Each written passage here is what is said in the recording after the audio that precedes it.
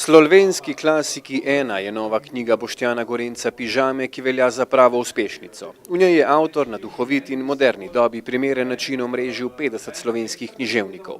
Po njegovih besedah se v knjigi poleg rdeče niti najde še zelena, rumena, modra. Vse je noter, je žalost, je strah, je veselje, pogum, zavist, vsa čustva se prepletajo dejansko. Ni tako resno, kakor zdajle pravim. Gre za parodije knjig, ki smo jih prebirali v šoli, ki smo jih morali brati v šoli, ki bi jih morali brati v šoli, pa mogoče recimo še zgodb, pesmi, ki smo jih poslušali kot mulci in ki jih zdaj kot starši pripovedujemo naprej svojim otrokom. In jih parodirajo, kako bi se te liki, kako bi se te pisatelji znašli na internetu, kaj bi počeli na njem in s tem potem dejansko še nekako nastavljamo gledalo današnji družbi in nam samim, če šlej, res smo bombari na internetu, ne znamo se obnašati.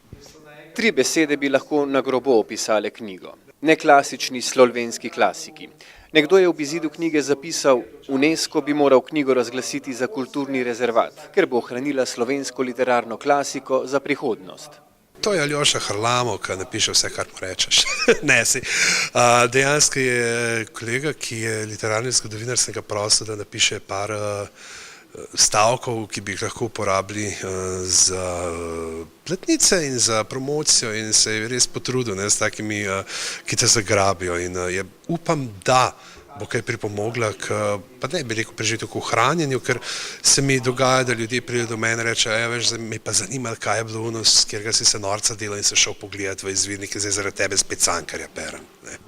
Knjiga je uradno izšla 8. februarja, v Kranju pa jo je avtor predstavil ob 140. obletnici rojstva največjega slovenskega pisatelja Ivana Cankarja. Ali je šlo za golo naključje ali pa je Pižama vse kronološko načrtoval? Ja, vse je bilo namenjeno že od samega začetka. Mislim, da je krivo za to, da smo danes tukaj, predvsem to, da sem res že zelo zaseden bil maja, ko sva se z Nino menila, kdaj bi lahko prišel semle na obisk in da se ne bi poklopilo tako s Cankarjem, je genialno. Sploh če tako gledaš, da zdaj Cankarje praznujemo v Kranju, Prešerna smo pa v Ljubljani, ravno kontra. Prva naklada 1500 izvodov je pošla v samo 3 tednih, kar pomeni, da je knjiga zelo dobro sprejeta. Slovenski knjižni prostor je vsekakor potreboval nekaj svežega. Mogoče kdor prebere pa knjigo vidi, da se ne delam norca s pisateljev, ampak je vse skupaj bolj nekako poklon temu, kar so oni ustvarili. Knjiga Slovenski klasiki 1 med drugim razkriva tudi komentarje oziroma dopisovanje Prešerna in Cankarja na Facebooku. Seveda ne manjkata niti Jenko in Gregorčič ter ostali književniki, ki nam jih avtor knjige približa do te mere, da si znova zaželimo brati njihova dela.